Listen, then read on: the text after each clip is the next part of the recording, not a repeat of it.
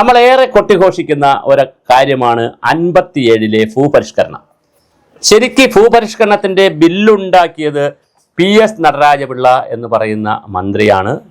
അദ്ദേഹം PSPയുടെ ഭാഗമായിരുന്നു, പിന്നെ ഇന്ത്യൻ നാഷണൽ കോൺഗ്രസിൻ്റെയും ഭാഗമായിരുന്നു. MB ഒക്കെ ആയിരുന്നു, ധനകാര്യ വകുപ്പ് മന്ത്രിയായിരുന്നു, വലിയ സമ്പന്നനായിരുന്നു.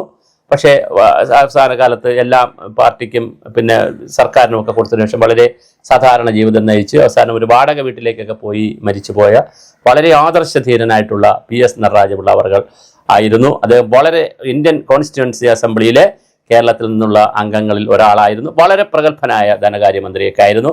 അദ്ദേഹമാണ് DA സംവിധാനങ്ങൾ കൊണ്ടുവരുന്നത്, ഈ ലീവ് സറണ്ടർ, ഒത്തിരി ആനുകൂല്യങ്ങൾ കൊണ്ടുവരുന്നതിൽ വലിയ മുൻകൈ എടുത്തിട്ടുള്ള ആളാണ്. അദ്ദേഹമാണ് ഭൂപരിഷ്കരണത്തിൻ്റെ ഫസ്റ്റ് ഡ്രാഫ്റ്റ് ബില്ല് അവതരിപ്പിക്കുന്നത്. പിന്നെ അതിനുശേഷം പിന്നെ ഗൗരി അമ്മയുടെ കോൺട്രിബ്യൂഷൻ വളരെ വലുതാണ്, അച്യുതമേനോൻ്റെ കോൺട്രിബ്യൂഷൻ ഉണ്ട്. അങ്ങനെ എന്തായാലും 57-ൽ തുടങ്ങി 67 ആയപ്പോൾ സമഗ്രമായ ഭൂപരിഷ്കരണം നടപ്പിലാക്കി. പക്ഷേ ഭൂപരിഷ്കരണം നടപ്പിലാക്കിയപ്പോൾ നമ്മൾ കാണാതെ പോയ ചില അപകടങ്ങൾ ആ ഭൂപരിഷ്കരണത്തിലുണ്ട്. ഒന്ന് എന്ന് പറയുന്നത്, യഥാർത്ഥത്തിൽ ഭൂമിയിൽ പണിയെടുത്തിരുന്നത് പട്ടികജാതി പട്ടികവർഗക്കാരും മറ്റ് പിന്നോക്ക സമുദായ ആളുകളുമായിരുന്നു. കർഷകരായി നിന്ന് ജോലി ചെയ്തിരുന്നവർ, കർഷക തൊഴിലാളികൾ. അങ്ങനെ കർഷക തൊഴിലാളികൾക്കല്ല ഭൂമി കിട്ടിയത് എന്നുള്ളതാണ് വലിയൊരു പ്രശ്നം. ആദിവാസികൾ ഒഴിവാക്കപ്പെട്ടു പോട്ടെ, പിന്നെ പട്ടികജാതി പട്ടികവർഗത്തിൽപ്പെട്ടവരും വളരെ സാധാരണ ജനങ്ങളുമായിട്ടുള്ള എല്ലാ സമുദായത്തിലെയും സാധാരണ ജനങ്ങളായിട്ടുള്ള ആളുകളാണ് തൊഴിലെടുത്തിരുന്നത്, കർഷക തൊഴിലാളികൾ. അവർക്ക് കൃത്യമായി ഭൂമി കിട്ടിയില്ല. യഥാർത്ഥത്തിൽ കിട്ടിയിരുന്നത് കർഷകർക്കാണ്. അതായത് ആരുടെ ഭൂമിയിലാണോ ഈ കാര്യങ്ങൾ നടന്നിരുന്നത്, പാട്ടത്തിനൊക്കെ കൈവച്ചിരുന്ന ആളുകൾക്കാണ് ഭൂമി കിട്ടിയത്. അപ്പോൾ അങ്ങനെ വന്നപ്പോൾ യഥാർത്ഥ കർഷകർക്ക് ഭൂമി കിട്ടാതെ പോയതിൻ്റെ വലിയൊരു ദുരന്തം കേരളത്തിലുണ്ട്. അത് ഭൂപരിഷ്കരണത്തിൻ്റെ ഒരു അപാകതയായി ഇപ്പോഴും നിൽക്കുന്നു. രണ്ടാമത്തെ അപാകത ഭൂവിനിയോഗത്തെ സംബന്ധിച്ച് ഇപ്പോൾ ചൈന പോലുള്ള രാജ്യങ്ങളിൽ അല്ലെങ്കിൽ നെതർലാൻഡ്സിൽ ഒരുപാട് രാജ്യങ്ങളിൽ ഭൂമിയെ അങ്ങനെ നമുക്ക് കീഴ്മേൽ മറിക്കാൻ കഴിയത്തില്ല. ഭൂമി ഇപ്പോൾ വയൽ വാങ്ങിച്ചാൽ നമുക്ക് നികത്താൻ കഴിയത്തില്ല.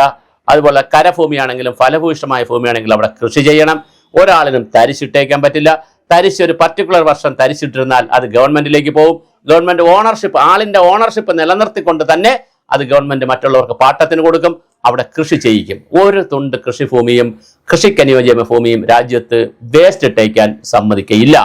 അതുപോലെ ഓരോ തുണ്ട് ഭൂമിയിലും തീരദേശം മുതൽ, ഇപ്പോൾ കേരളം എടുത്താൽ തീരദേശം മുതൽ മലനാട് വരെയുള്ള സഹ്യാദ്രിയുള്ള പ്രദേശങ്ങളിൽ ഓരോ തുണ്ട് ഭൂമിയിലും ഓരോ ഫാം പ്ലാനുകൾ ഉണ്ടായിരിക്കും. എന്താണ് അവിടെ ചെയ്യേണ്ടതെന്നുള്ളത് സംബന്ധിച്ച് അപ്പോൾ ഒരു ഭൂവിനിയോഗ നയം ഉണ്ടായിരിക്കും. എന്തായാലും ഭൂനിയമങ്ങൾ കർശനമായിട്ടുണ്ട്. പല ഭൂനിയമങ്ങളും ലളിതമാക്കുമെന്ന് VD സതീശൻ മുഖ്യമന്ത്രി പറഞ്ഞിരിക്കുന്നു. ഇതിന് വലിയ റോൾ എടുക്കാൻ കഴിയുന്നത് റവന്യൂ മന്ത്രി AP അനിൽകുമാർ അവർക്കാണ്. നല്ല റോൾ എടുക്കേണ്ടി വരും. കാരണം ഡിജിറ്റൽ സർവേ നടക്കുന്നുണ്ട്, അത് നടക്കട്ടെ. അതോടൊപ്പം തന്നെ ഈ ഭൂമി നിയമത്തിൽ, കാരണം വസ്തു കച്ചവടം സീരിയസ് ആയിട്ട് നടത്താൻ പ്രൊമോട്ട് ചെയ്യണം. കാരണം അങ്ങനെ പ്രൊമോട്ട് ചെയ്താൽ അതൊരു എക്കണോമിക് ആക്ടിവിറ്റിയാണ്. കൂടുതൽ വസ്തുക്കൾ വിറ്റ് മാർജിൻ ഫ്രീയുടെ തിയറി എടുക്കണം. ഇതിപ്പോൾ ഇടതുപക്ഷമൊക്കെ ചെയ്തിരിക്കുന്ന അങ്ങനെയല്ല, കുറച്ച് വസ്തുക്കളെ വിൽക്കാൻ പറ്റുള്ളൂ. കാരണം വസ്തു വാങ്ങുന്ന ആളിന് തന്നെ വലിയ എമൗണ്ട് സ്റ്റാമ്പ് ഡ്യൂട്ടി ആയിട്ട് അടയ്ക്കണം. അത് ഇളവ് വരുത്തണം. അത് ഇളവ് വരുത്തിയാലുള്ള ഗുണം വസ്തു കൂടുതൽ പ്രമാണങ്ങൾ നടക്കും, ഒരുപാട് ബിസിനസ് നടക്കാൻ സാധ്യതയുണ്ട്. അപ്പോൾ വളരെ ബിസിനസ്സുകളൊക്കെ നടക്കണം, വസ്തു കച്ചവടം സീരിയസ് ആയിട്ട് നടക്കണം. ഭൂനിയമങ്ങൾ ശക്തമായിട്ടുള്ള ഭൂനിയമങ്ങൾ ശക്തമായിട്ട് കൊണ്ടുവരണം. എന്നാൽ ജനകീയമാക്കണം. ജനസൗഹൃദമായിട്ടുള്ള ഭൂനിയമങ്ങൾ ആവശ്യമുണ്ട്. ഭൂപരിഷ്കരണത്തെക്കുറിച്ച് ഗൗരവമായി ചിന്തിക്കണം. ഓരോരുത്തരുടെ കയ്യിലിരിക്കുന്ന ഭൂമി എന്താവശ്യത്തിന് ഉപയോഗിക്കുന്നു. ഇപ്പോൾ സർക്കാർ ഉദ്യോഗസ്ഥരുടെ കയ്യിൽ ഭൂമിയുണ്ട്, ബിസിനസ് ചെയ്യുന്നവരുടെ കയ്യിൽ ഭൂമിയുണ്ട്, സാധാരണ ജനങ്ങളുടെ കയ്യിൽ ഭൂമിയുണ്ട്. ഭൂമിയില്ലാത്ത ഒരുപാട് ആളുകളുമുണ്ട് ഇവിടെ.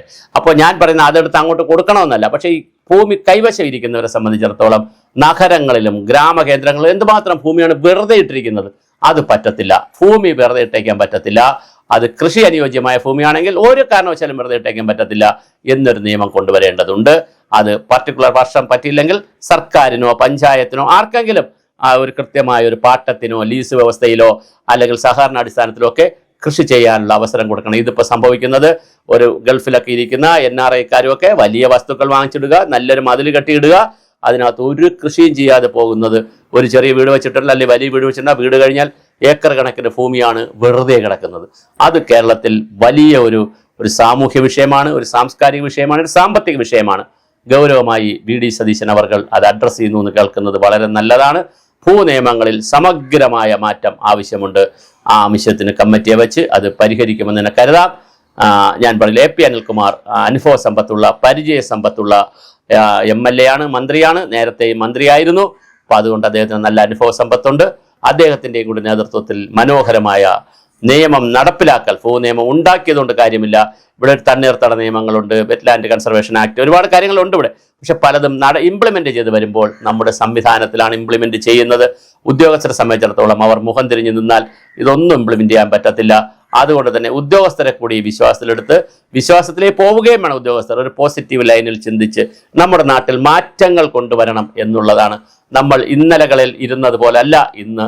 എങ്ങനെയെങ്കിലും ഇരുന്ന് അങ്ങ് പിരിഞ്ഞ് പഴുത്ത് അങ്ങ് പോവാനുള്ളതല്ല, മാറ്റം വരുത്താനുള്ളതാണ് സമൂഹം. ഓരോ പോസ്റ്റും മാറ്റത്തിനുള്ളതാണ് എന്ന് ചിന്തിച്ചുകൊണ്ട് തൻ്റെ പോസ്റ്റിൽ ഇരുന്നു കൊണ്ട് എന്ത് മാറ്റം വരുത്താൻ പറ്റുമെന്ന് ഓരോ ഉദ്യോഗസ്ഥനും ചിന്തിക്കുകയും അതൊരു കൂട്ടായ്മയിലേക്ക് വരികയും അങ്ങനെ തീർച്ചയായിട്ടും ഇത് നടക്കണം. ഓരോ കൂട്ടായ്മകളിൽ നിന്ന് പുതിയ പുതിയ കാര്യങ്ങൾ ഉണ്ടാകട്ടെ.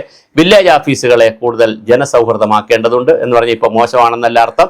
അത് കൂടുതൽ സ്പേസ്, ഒരുപാട് വില്ലേജ് ഓഫീസുകളിൽ സ്ഥലമുണ്ട്, ധാരാളം ക്യാമ്പസുകളൊക്കെ കിടക്കും. കണ്ണായ സ്ഥലങ്ങളിലാണ്, ടൗണിലാണ് മിക്കവാറും വില്ലേജ് ഓഫീസ് ഇരിക്കുന്നത്.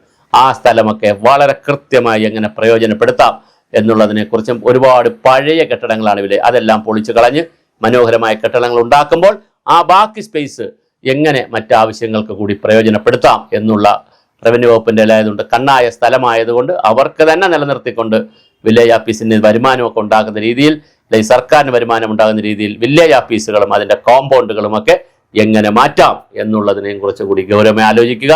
അങ്ങനെ റവന്യൂ വകുപ്പിൽ സമഗ്രമായ പരിഷ്കാരം ഉണ്ടാകട്ടെ. അതിൽ ഭൂ നിയമം പരിഷ്കരിക്കുമെന്ന് പറയുന്നത് വളരെ മനോഹരമാണ്. ഭൂവിനിയോഗത്തിനൊരു നയമുണ്ടാകണം, ഭൂവിനിയോഗത്തിന് ഒരു ചട്ടവും ഉണ്ടാകണം. ഇതെല്ലാം ഉണ്ടാകുമെന്ന് തന്നെ നമുക്ക് പ്രതീക്ഷിക്കാം. എന്തായാലും പുതിയ ഗവൺമെന്റ് ഓരോ ക്യാബിനറ്റിലും പുതിയ പുതിയ പുതിയ കാര്യങ്ങൾ തീരുമാനിച്ച് പോകുന്നുണ്ട്. അതൊരു മഹത്തായ മനോഹരമായ തീരുമാനങ്ങളാണ്. എന്തായാലും വഖഫ് പിന്നെ മുനമ്പം പ്രശ്നമൊക്കെ ഇവിടെ കിടപ്പുണ്ട്, കുടിയൊഴിപ്പിക്കൽ കാര്യം. അതുപോലെ തന്നെ എറണാകുളത്ത് ഒരു 8 കുടുംബങ്ങളെ കുടിയൊഴിപ്പിക്കുന്ന കാര്യം.